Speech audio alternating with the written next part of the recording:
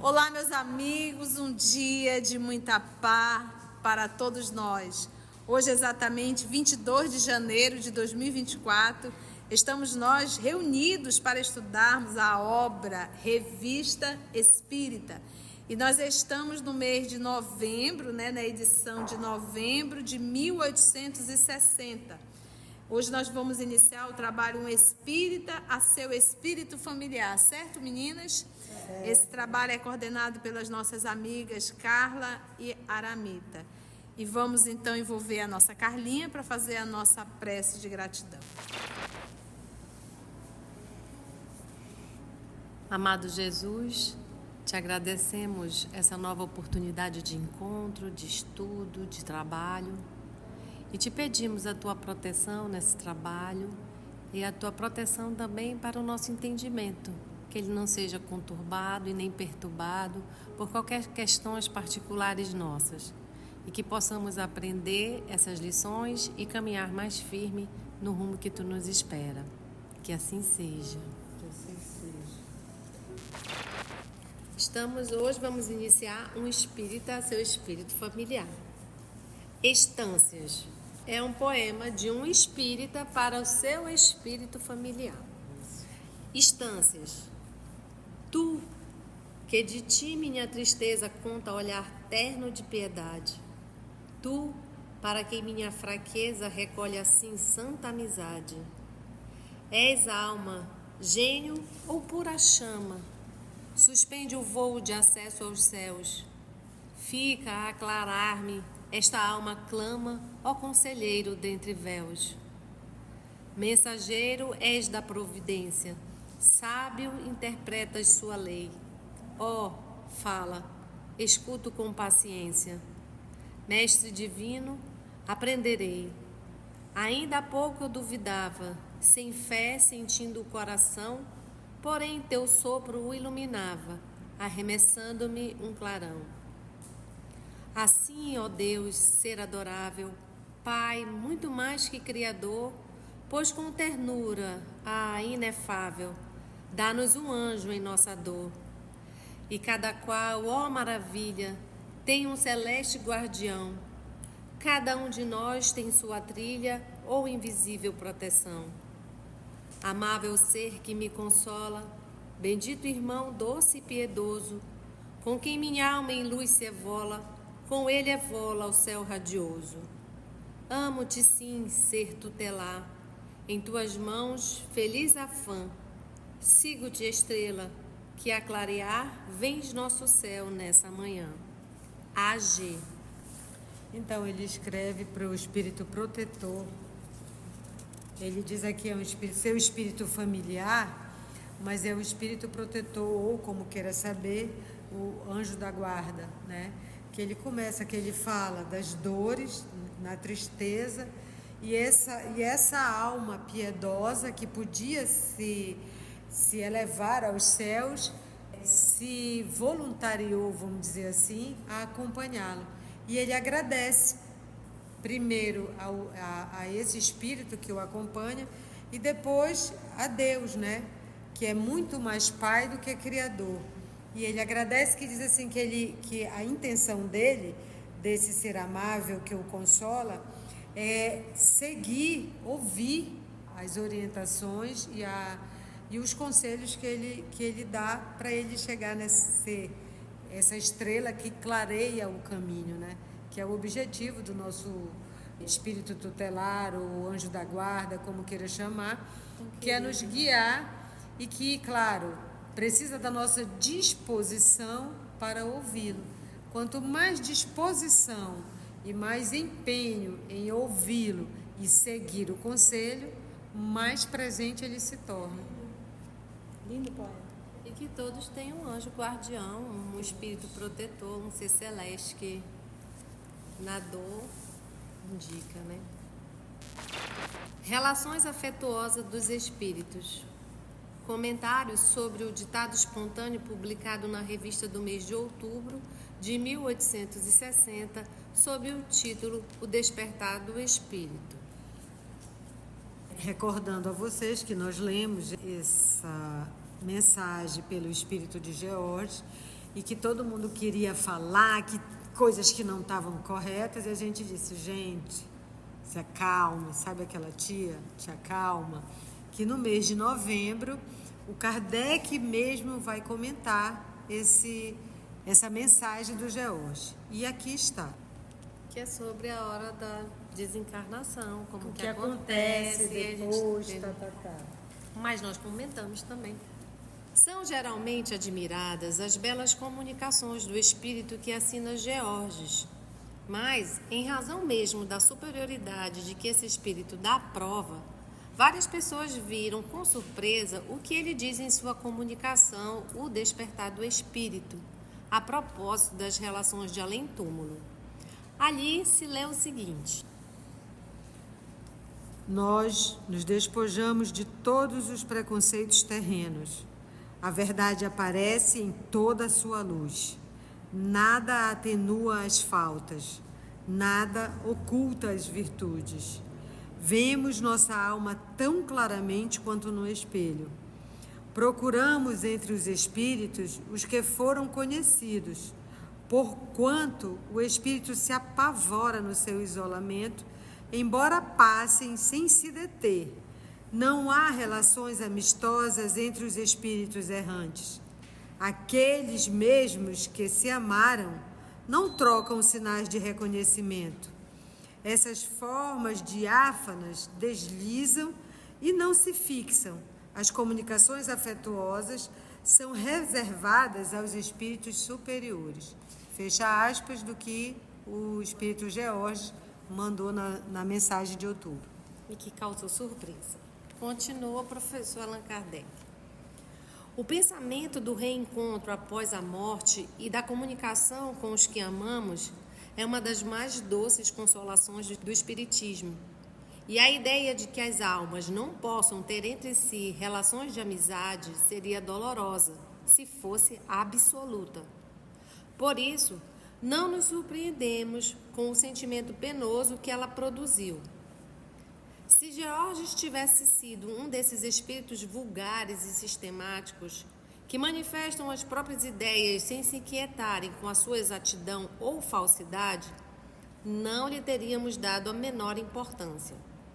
Em razão de sua sabedoria e de sua profundeza habituais, poder-se-ia imaginar que no fundo dessa teoria houvesse algo de verdadeiro, mas que o pensamento não tivesse sido expresso completamente. É, com efeito, o que resulta das explicações que pedimos. Temos, pois, uma prova a mais de que nada se deve aceitar sem o haver submetido ao controle da razão. E aqui, a razão e os fatos nos dizem que essa teoria não podia ser absoluta. Então, ele, como causou, penosa impressão em todo mundo que leu a comunicação, mesmo assim, ele falou que o George, um espírito de sabedoria, de profundeza habitual, ele disse que tem alguma coisa de verdadeiro nessa. O que será que ele quis dizer que talvez não foi bem compreendido? O que é que ele fez?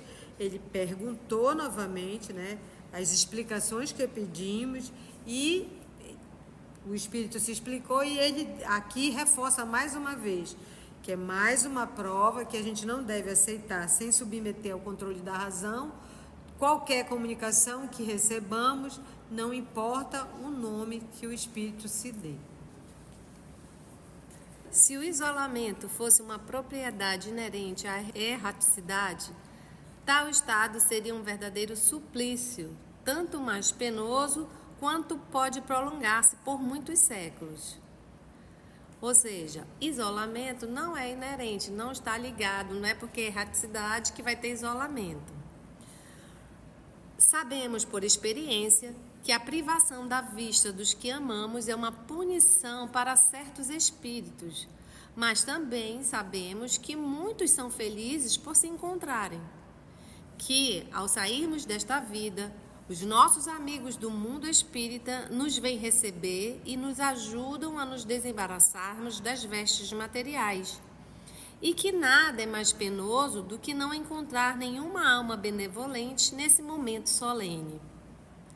Esta doutrina consoladora seria uma quimera? Seria um sonho? Não, não pode ser, porquanto não é apenas o resultado de um ensino. São as próprias almas, felizes ou sofredoras, que vêm descrever a sua situação. Sabemos que os espíritos se reúnem e combinam entre si para agir de comum acordo, com mais força em certas ocasiões, tanto para o mal quanto para o bem.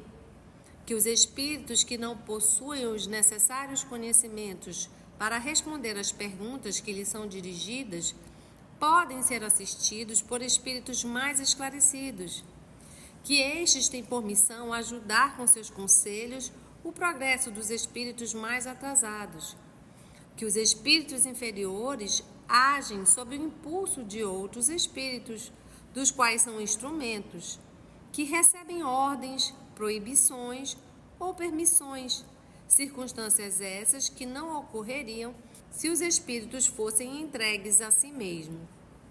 Então, que ele fala que se há uma privação, né, ele diz que a gente sabe, pelo exemplo das próprias almas, que os espíritos se buscam na reticidade, a gente busca as nossas afinidades. E ele diz que essa busca, essa força que atrai, é tanto para o bem quanto para o mal. E que se por mais, por exemplo, eu desencarno e quero buscar a tia, né? Mas a tia está nas altas esferas e eu estou no umbral, não é que não dá, é que eu não posso, né? Para mim, isso não até essa coisa assim, é uma punição, não é nem uma punição, é um impedimento. Eu não tenho condições de chegá-la, nem às vezes ela pode até querer chegar próximo a mim, mas eu não tenho condições de percebê-la, de saber que ela está próxima a mim. Tal acontecia, a gente pode saber disso através da obra do André Luiz, quando ele, no umbral, ele não conseguia ver, o pessoal ia lá, eu acho que todo dia, toda hora, o Clarencio, quando ele verdadeiramente, não é? E aí eu vou dizer uma coisa que a tia disse, não é só pensar, vou pensar agora eu sou boa, não é isso, né? É mais um estado interior da pessoa que vibra nisso. E quando eu vibro, eu mudo todo o meu psiquismo, toda a minha mente. Então, quando ele mudou de sintonia, dele se achar vítima, dele achar que ele estava sendo perseguido, por que ele foi parar, o orgulho, a vaidade dele, qual não foi a ideia que ele viu o Clarence? Acho que o Clarence só faltou dizer, até que enfim, mano. Nossa, faz 8 anos que eu venho aqui, tu nada, né? Então, isso não é uma punição. É eu que criei esse impedimento para mim. Então, é isso que acontece. Eu acho legal, amigo, falar assim, mas a gente pensa também assim, ó. Nós estamos submetidos a leis que Deus criou. Pronto. E a sintonia é uma lei criada por Deus. E se ele não consegue ver a sua mãe, ver o Clarencio, é porque ele está em uma vibração totalmente diferente deles. E essa é uma lei criada por Deus. E aí vem a punição. Entendeu? Acho por isso que o termo aí é punição, né? Justamente, ou você evolui, ou você muda, ou você vai permanecer desse jeito e acaba recebendo o resultado disso. E o resultado disso é uma punição, porque não é algo bom. É algo que te traz o quê? Dor. É algo que te traz o quê? Sofrimento, né? Então, por isso que a gente diz assim, por exemplo, eu posso dizer assim, e Deus pune. Nossa, aí eu me lembro sempre do Julinho, mas tia, olha aqui, Deus pune, mas a gente sabe que Deus não é mau. Mas, gente, é uma questão só de palavras. Nós estamos submetidos às leis que Deus criou. E as leis de Deus, elas são irrevogáveis. Então, por isso que a gente diz, e Deus pune, porque a lei que Ele criou nos pune. É esse o processo de educação. Se o teu filho não está de comum acordo com aquilo que tu ensinastes, não é verdade? Você não vai punir? Você manda o menino para a escola, a menina para a escola, chega final do ano, as notas péssimas, e aí você não vai punir? Você, olha, eu vou tirar o seu celular, olha, eu vou tirar você do joguinho, olha, essa semana não tem isso, não tem aquilo. É uma forma de punição, mas qual é o propósito da punição? Correção. Né? Então, correção. Então, lembra que tudo isso são leis criadas por Deus. E pronto. Ah, eu não gostei, não vai mudar nada, a lei vai continuar. E aí ele fala que outra coisa que o Kardec aqui elucida é quando ele fala das comunicações afetuosas são reservadas aos espíritos superiores. Aí ele fala que quanto a responder perguntas, os espíritos, quando ele não tem conhecimento, ele pode pedir ajuda ou é assistido por outro que possa, mais esclarecidos, que tem por missão, ele diz aqui, ajudar com seus conselhos os espíritos mais atrasados. E que mesmo esses espíritos inferiores, eles agem sob o impulso de outros espíritos superiores a eles, que permitem, que proíbem, que dão o aval para eles se comunicarem. Então, as comunicações afetuosas não estão restringidas só aos espíritos superiores. E que essa situação, ele fala, né, que o Jorge falou, ele vê, né, que o bom senso diz que é mais relativa do que absoluta. Só para lembrar que isso é só para rebater cada ponto que o Jorge falou, que não havia relações amistosas, que não se amavam, que não se viam. Então, ele está rebatendo aqui pelo uso da lógica, de tudo que ele já investigou. O simples bom senso nos diz, pois, que a situação da qual ele falou é relativa e não absoluta, que pode existir para alguns em dadas circunstâncias, mas não poderia ser geral, porque, do contrário, seria o maior obstáculo ao progresso do espírito e, por isso mesmo, não seria conforme a justiça de Deus nem a sua bondade. A ideia que a gente falou ainda agora, né, do isolamento. O isolamento não serve para nada, né? Evidentemente, o espírito Georges não considerou senão uma fase da erraticidade, na qual, para melhor dizer, restringiu a acepção do termo errante a uma determinada categoria de espíritos, em vez de aplicá-lo, como nós o fazemos, indistintamente a todos os espíritos não encarnados.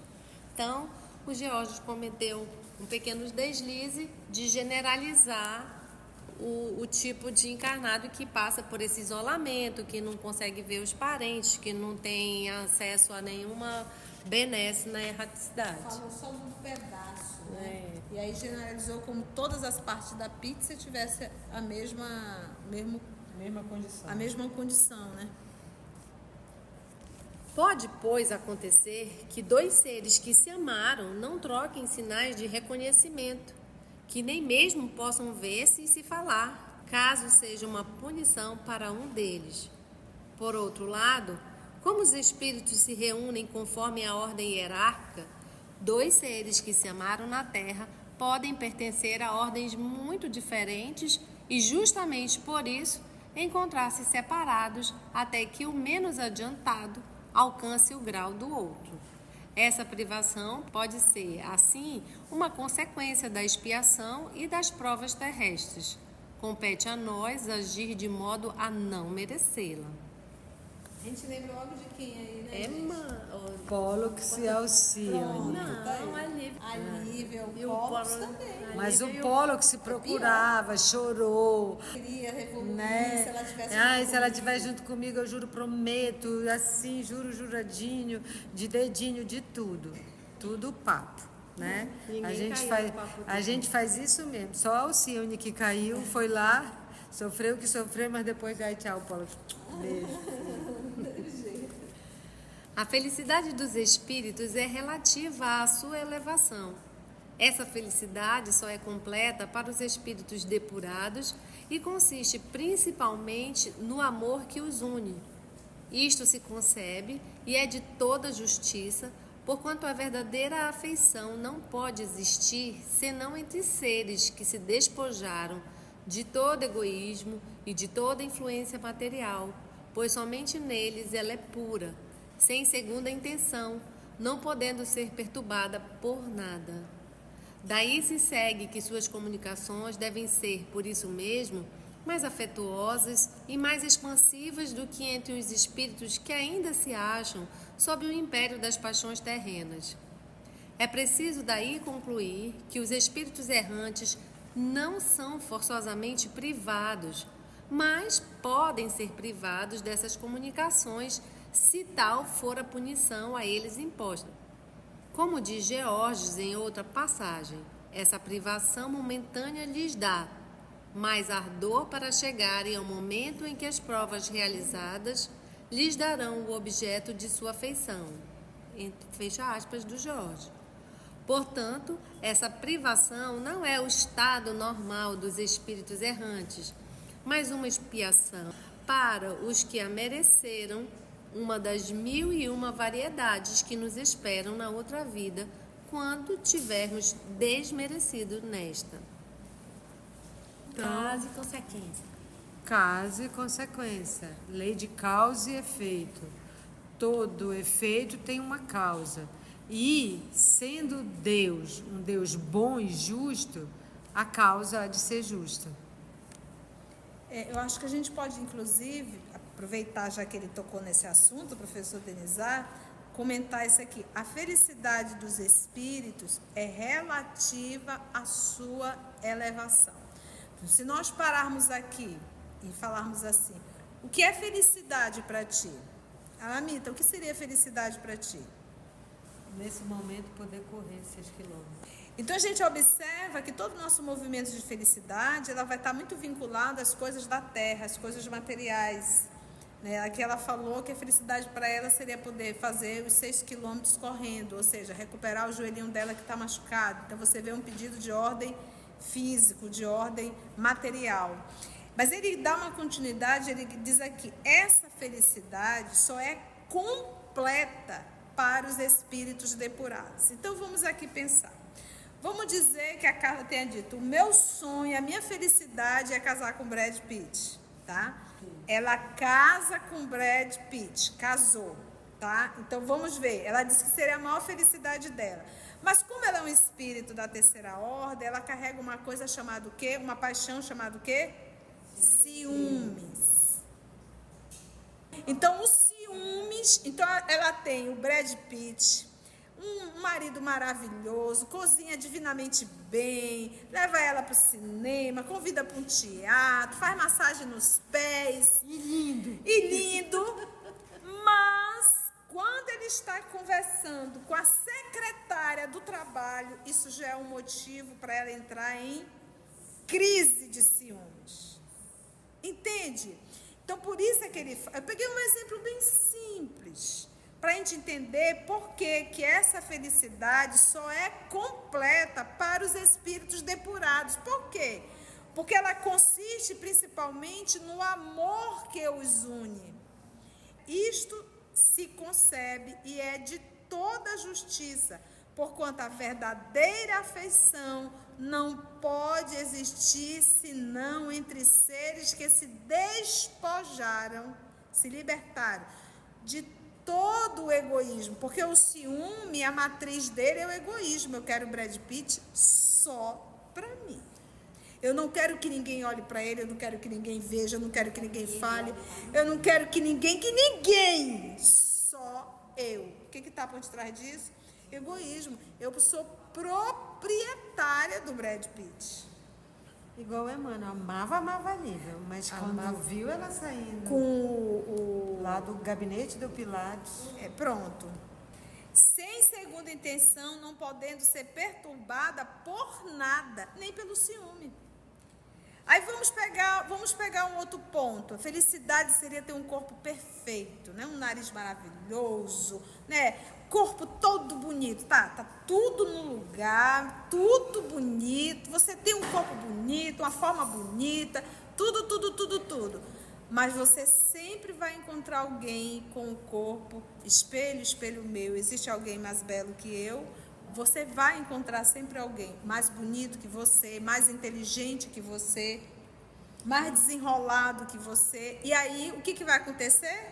Você não valoriza mais o que você é, você acaba se sentindo feio, porque você despertou em você alguma coisa chamada o quê? Inveja. E pior, o corpo faz 60 anos. E o corpo faz 60 anos. E detalhe, e você sofre. Entende? Então, como nós somos carregados de paixões, nós sofremos pelas paixões que nós carregamos.